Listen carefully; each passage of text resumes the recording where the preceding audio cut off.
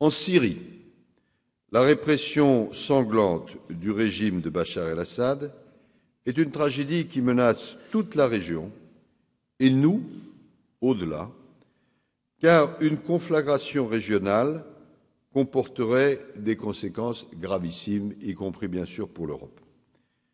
On parle déjà de plus de 70 000 morts, mais certains observateurs parlent de 100 000 morts et de plus d'1 million de réfugiés. Dans les pays voisins,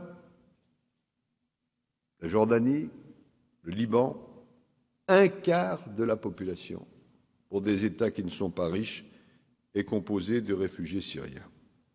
Le règlement du conflit passe par une solution politique qui elle-même nécessite un dialogue entre l'opposition responsable et probablement certains éléments du régime.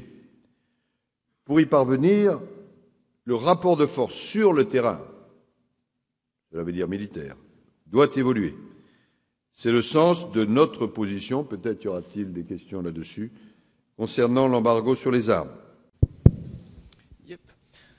Monsieur le ministre, mesdames, messieurs, bonjour. Arthur Corbin, L3 Sciences Politiques. Alors je vais avoir deux questions, monsieur.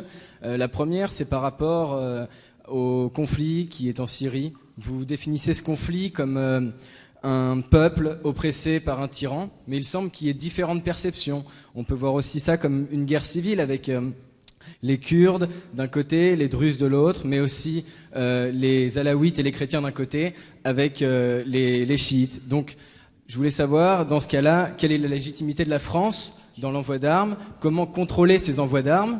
Cet après-midi, François Hollande et David Cameron se sont rencontrés en marge du Conseil européen. Et leur position est claire. Nous souhaitons que les Européens lèvent l'embargo sur les armes. On ne peut pas laisser un peuple être massacré comme il l'est aujourd'hui par un régime qui a fait la démonstration que, pour le moment, et je crois c'est suffisamment clair, il ne veut pas de discussion et de transition politique. Cette position marque un changement radical. L'embargo prend fin officiellement en mai. La France va négocier et s'il n'y a pas d'accord avec les autres pays européens, la France est prête à prendre ses responsabilités. Que fera la France? La France est une nation souveraine, madame. En clair, la France pourrait bientôt livrer des armes aux rebelles. Intention d'envoyer des armes en Syrie. Il y a une prise de conscience. Oui, mais finalement c'était un acte de folie. Enfin, si c'était... Alors, vous savez qu'il y a une dimension de cette affaire dont on ne parle pas. Moi, je trouve ça très très étonnant.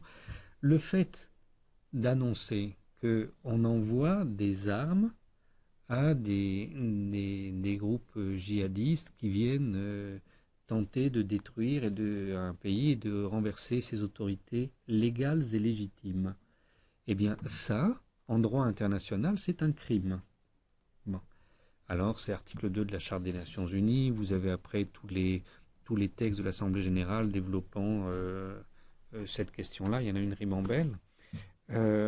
Et d'ores et déjà, plusieurs personnalités, alors M. Hollande, M. Fabius en premier lieu, sont passibles des tribunaux internationaux. Non. Alors ils ont pour eux évidemment que on n'imagine pas que la Cour pénale internationale va appliquer à des Européens le droit qu'elle impose aux autres. Hein. Ça, on n'est pas naïf. Mais s'ils étaient jugés comme on juge un dirigeant africain, ils seraient aujourd'hui emprisonnés à La Haye. Voilà.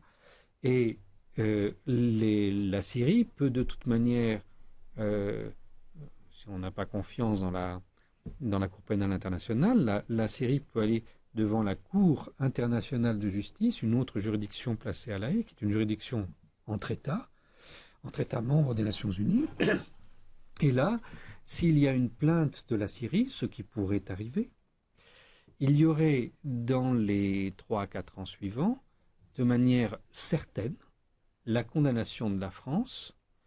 Je dis de manière certaine parce qu'il y a un précédent qui était l'affaire Nicaragua contre États-Unis, et le petit Nicaragua a fait condamner les gros États-Unis. Alors, votre première question, je vous remercie d'avoir posé, porte sur la Syrie. Et au fond, vous abordez les choses sans préjugés, en disant Bon, vous nous dites Bachar el-Assad est un tyran, mais est-ce qu'on ne peut pas voir les choses d'une autre façon en disant il y a une espèce de guerre civile? Prenons les choses historiquement, parce qu'on a tendance à les oublier. Vous avez eu tout ce mouvement de déclenchement des révolutions arabes. Il y a eu en Syrie un début de mouvement du même ordre, vous le rappelez. Et au lieu qu'il y ait éléments de discussion, Bachar el-Assad, qui n'était pas très connu à l'époque, a refusé toute réforme et a commencé, mais c'était bien moins important qu'aujourd'hui, à tirer contre certains éléments de la population. Il faut se souvenir qu'avant la guerre, Bachar el-Assad était le leader arabe le plus populaire. Et il n'y a aucun doute là-dessus, il était le seul chef d'État arabe à pouvoir se promener dans la rue sans aucun garde du corps et à être soutenu par sa population. Il n'y en avait pas d'autres comme lui. Donc quand on nous raconte que c'est un terrible tyran, c'est simplement ridicule, grotesque, sans aucune base de dire une chose. À tirer contre certains éléments de la population. Et les choses se sont ainsi déroulées que petit à petit, c'est devenu un véritable carnage. Alors, vous avez raison de souligner qu'il y a un élément ethnique ou religieux, je ne sais pas exactement comment il faut l'appeler.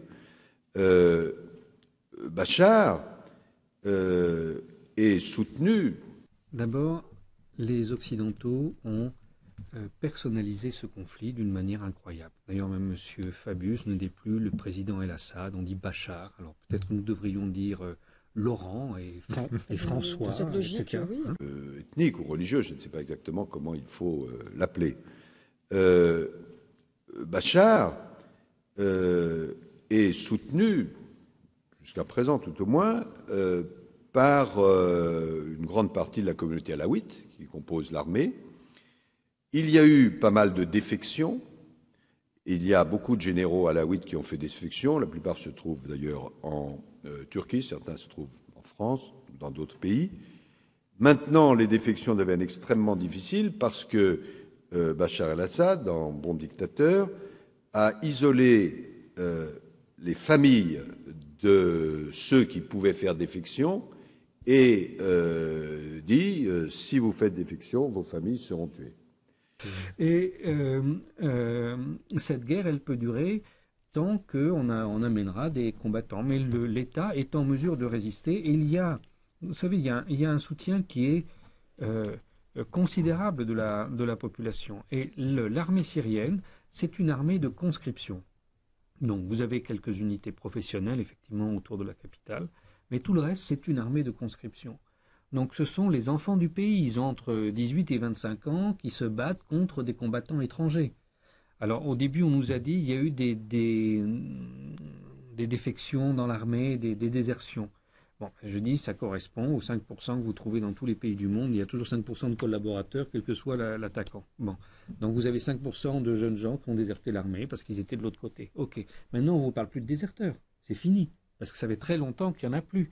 Le peuple s'est mobilisé pour défendre le pays. Il y a des minorités, vous les avez citées, minorités chrétiennes et d'autres encore, qui n'ont pas d'enthousiasme pour Bachar, mais qui en même temps craignent, alors c'est là le cercle très difficile, que si Bachar tombait, le pouvoir qui viendrait à la place de Bachar les menace dans leur vie, leur existence.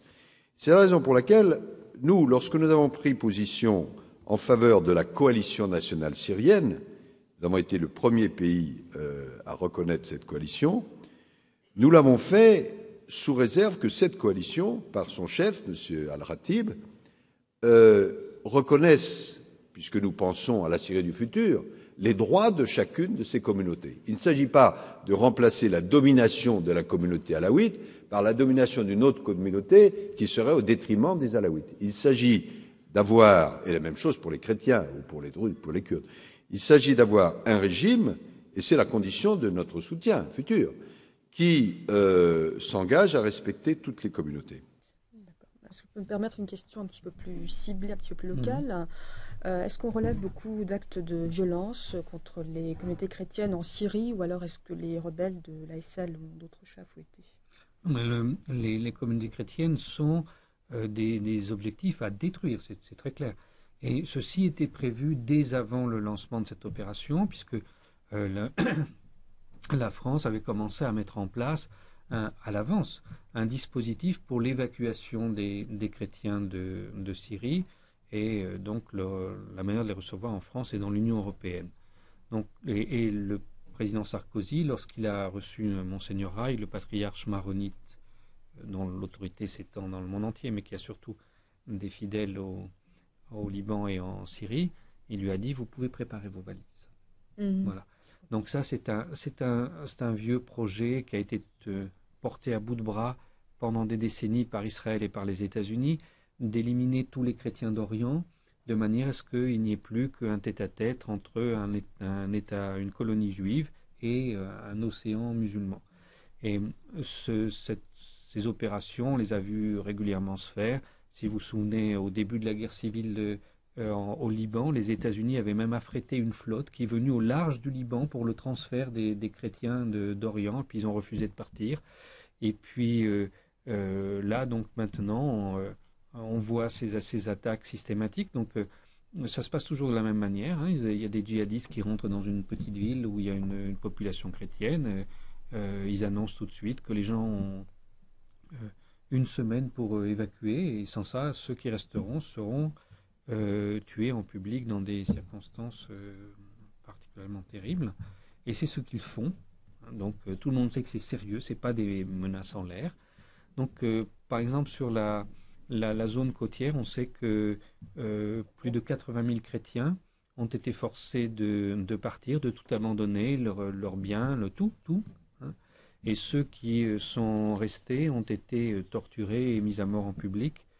Les églises sont systématiquement désacralisées et utilisées pour entreposer les armes de manière à montrer le nouveau régime qui s'installe. Il y a une dictature de type saoudienne, en fait, sinon talibane d'ailleurs. En parlant des églises, c'est un peu ce que faisaient les bolcheviks à l'époque, lorsqu'ils rangeaient les munitions, les armes, et donc utiliser les églises comme processus de désacralisation. Alors vous posez aussi le problème des armes. Où est-ce que nous en sommes aujourd'hui? La bonne solution en Syrie, la seule bonne solution, c'est une solution politique. C'est-à-dire que on ne voit pas comment Bachar pourrait, après avoir fait 100 000 morts, se maintenir aux responsabilités. Mais on peut très bien entrevoir qu'il y ait, avant de nouvelles élections, un gouvernement de transition qui comporterait à la fois les éléments responsables de l'opposition et certains éléments du régime. D'ailleurs, c'est ce dont nous étions convenus avec les Russes, les Américains et quelques autres, dans une réunion que nous avons tenue à Genève. On appelle ça le protocole de Genève, la conférence de Genève, même si ça n'a pas pu déboucher. Et nous avions décidé à ce moment-là que la bonne solution était un gouvernement de transition, en anglais, c'était écrit en anglais exceptionnellement, governing body, qui serait doté de tous les pouvoirs et qui serait mutuellement acceptable, donc qui ne comporterait pas Bachar. Cette solution raisonnable, aujourd'hui, même s'il y a des discussions, je vous le dis, entre nous, les Russes, les Américains et d'autres, nous n'arrivons pas à la faire déboucher parce que Bachar el-Assad est persuadé qu'il peut gagner. Et pourquoi est-il persuadé qu'il peut gagner? Parce qu'il détient des moyens militaires que ne détiennent pas les autres. Il a des avions, 550, il a les capacités de bombarder la population, et donc il dit, bon, les choses peuvent être éternelles. Et du même coup, comme il est persuadé qu'il peut l'emporter, les Russes, qui sont ses soutiens, même si ce soutien n'est pas non plus totalement aveugle, disent nous ne pouvons pas faire pression. Et nous sommes dans une situation où, alors qu'il faudrait qu'on aboutisse à une solution politique, la solution politique ne peut être envisagée que si sur le terrain les choses changent. Et c'est là où se pose la question de l'embargo des armes. Vous voyez, tout ça est assez complexe. Car si on continue la situation actuelle, où M. Bachar el-Assad peut bombarder les résistants, et ces résistants n'ont pas les moyens de contrer ces bombardements, il n'y aura aucune évolution politique. Et qu'est-ce qui va se passer? C'est ça le drame. Ce qui va se passer, c'est que le nombre de morts augmentant, les tensions vont être encore plus fortes, la Syrie peut éclater, et à ce moment-là, vous aurez un dessin géostratégique qui sera différent. Vous aurez d'un côté un arc avec l'Iran, la partie de la Syrie qui restera sous domination iranienne, des ramifications probablement au Liban à travers le Hezbollah et des ramifications en Irak, d'un côté. Et de l'autre côté, les personnes raisonnables ayant disparu, vous aurez Al-Qaïda, représenté par un groupe qui s'appelle Al-Nosra, qui lutte contre Bachar parce que c'est un groupe sunnite, mais qui dépend d'AQMI. Et vous aurez donc un éclatement dans cette région déjà épouvantablement volatile entre, d'un côté, les plus durs des chiites, de l'autre côté, les plus durs des sunnites, et ce sera un désastre. Et c'est ce que nous essayons, avec les Britanniques, avec d'autres, de vouloir éviter. Alors bien sûr, on peut nous dire, mais c'est très gentil votre affaire, mais si vous livrez des armes, êtes-vous sûr, ce que vous dites, de les livrer à des personnes qui sont, comme vous dites, responsables? Est-ce que ça ne va pas aller finalement vers des terroristes qui, le cas échéant, pourraient se retourner contre vous et, avec l'armement dont ils disposeraient, descendre des avions, pourquoi pas français, des avions de ligne ou autres? Or, quelles armes seraient livrées? Des armes pour abattre des avions, David, des armes de ce type-là, des lance-missiles solaires de type Stinger américain ou de type Mistral français, comme sur cette photo. Ce sont des armes redoutables, très rapides. Le missile part à plus de 2000 km/h et cela permettrait de rééquilibrer le rapport de force entre les rebelles et le régime de Bachar el-Assad, qui pour l'instant a la supériorité avec son aviation. À noter que ce serait une première pour les Occidentaux, qui pour l'instant n'ont livré que du matériel de communication ou de protection aux rebelles. Donc, en tout cas, aujourd'hui, c'est un État qui est agressé. Et c'est l'État syrien qui se défend face à un afflux de djihadistes qui est absolument incroyable. En 2 ans, le nombre de djihadistes qui sont entrés de l'extérieur en Syrie, c'est entre 200 et 250 000. C'est-à-dire environ 1% de la population qui arrive comme ça de l'extérieur, armée pour détruire le pays. Donc, imaginez ça à l'échelle de la Russie ou à l'échelle de la France, il faudrait dire qu'il y a 650 000 combattants qui arrivent tout d'un coup pour détruire le pays. Je pense qu'il n'en resterait pas grand-chose, quoi que l'on imagine. Personne ne peut faire face à des choses pareilles. Bon, donc cet État résiste, il résiste très très bien parce que c'est un État fort et il y avait très peu d'États forts dans cette région. C'était d'ailleurs une des raisons pour laquelle on veut le détruire, justement parce qu'il était capable de résister en termes de politique générale dans cette région. L'armée syrienne est très peu investie dans les combats puisque c'est entre un cinquième et un quart de l'armée syrienne qui assure actuellement la lutte contre ces djihadistes, puisque l'essentiel de l'armée reste en position pour protéger le pays face à une attaque conventionnelle, qu'il s'agisse de l'OTAN ou qu'il s'agisse d'Israël. D'accord. Donc moi je pense que cette guerre, si vous voulez, elle peut durer encore des décennies si on continue à amener de l'extérieur des combattants. Maintenant, si on arrête d'amener des combattants, dans 1 mois c'est fini. Donc ça prendrait un peu les allures des croisades, parce qu'en fait, si ça dure des décennies... Est-ce que ça serait tellement saigné que Bachar el-Assad n'a plus la force de résister en fait?